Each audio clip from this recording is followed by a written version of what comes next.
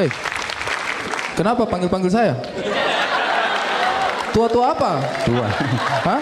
Tua. Panggil saya? Oke, Ari Kriting.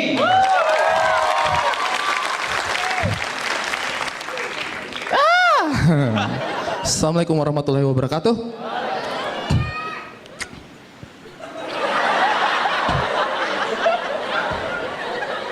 Apa? Kok jual kangkung? Saya punya kampus itu Institut Teknologi Nasional Malang. Saya ambil jurusan planologi, merencanakan kota. Padahal merencanakan masa depan saja masih susah ya.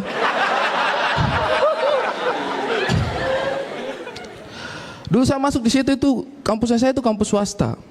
Dulu saya masuk di situ itu karena saya tidak lulus di kampus negeri. Aduh, saya sedih sekali. Saya itu cita-cita tinggi ingin masuk di kampus negeri, tapi tidak lulus. Karena tidak lulus tes. IQ juga tidak mencukupi katanya. Buta huruf. Akhirnya saya masuk kampus swasta. Tapi setelah saya masuk di kampusnya saya ini, saya merasa bangga dengan kampusnya saya. Karena ternyata kampusnya saya ini jauh lebih canggih daripada kampusnya dia, negeri-negeri ini. Serius. Buktinya apa? Kampus negeri, itu mereka kasih masuk mahasiswa, itu harus yang lulus tes. IQ-nya mencukupi. Terus masuk ke kampus itu.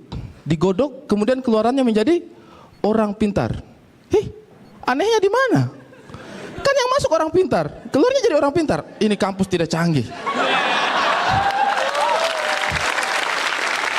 Ini ibaratnya mesin. Kampus yang satu ini, dia itu ibaratnya mesin, dia itu bahan bakunya tebu. Terus diproduksi sedemikian rupa, keluarnya jadi gula, manis. Biasa saja lah. Kan tebu memang sudah manis. Kalau kampusnya saya, ini yang masuk ubi kayu,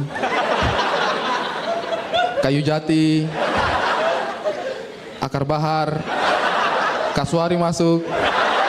Diproses sedemikian rupa keluar jadi gula, manis, lebih canggih.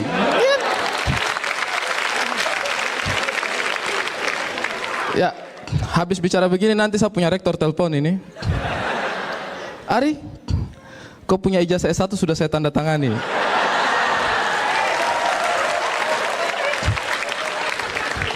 Jadi lebih canggih mana? Kampusnya dia atau kampusnya saya? Kampusnya saya? Lebih canggih Kompas TV lah. Iya, Kompas TV jauh lebih canggih. Karena kalau Kompas TV itu kampusnya stand up komedian. Kita belajar dari sini, keluar kita jadi stand up komedian yang lebih hebat. Kompas TV lebih luar biasa.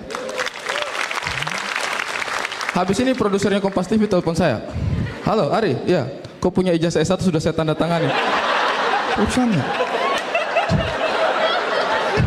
Kalau bicara pendidikan itu, saya lihat juga pendidikan di Indonesia ini satu yang harus kita kritisi itu adalah pendidikan moral. Ini moral bangsa ini semakin menurun ya, semakin rusak. Saya lihat itu karena memang pendidikan moralnya itu banyak yang suka salah sasaran. Sejak awal dulu itu, pertama zamannya saya itu namanya tuh PMP. Tahu kan PMP? Masa saya tua sendiri di sini?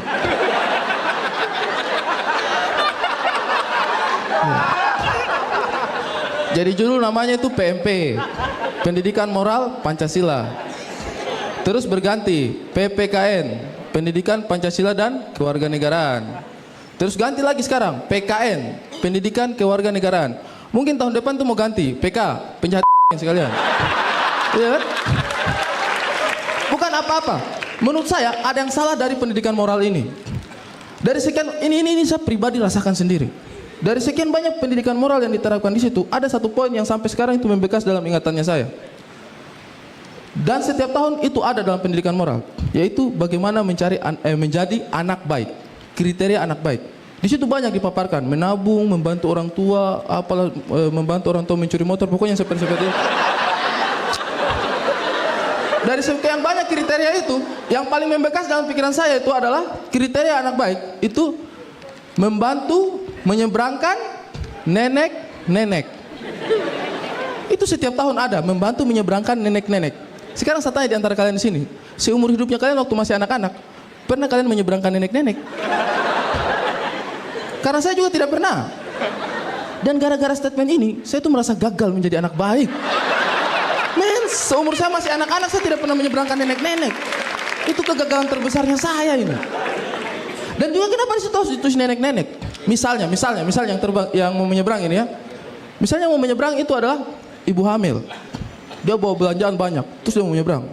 Nah, bisa bantu menyeberangkan ibu? Hah? Apa? Menyeberang? Ibu itu belum terlalu tua. Di buku ditulis menyeberangkan nenek-nenek. Ibu tahu kan definisi nenek-nenek? Tidak praktis, iya kan? Dan akhirnya saya selidiki, kenapa saya merasa gagal menjadi anak baik? Oh ternyata akibatnya penyebabnya itu adalah karena waktu kecil saya itu gagal menyeberangkan nenek-nenek satu kali pun.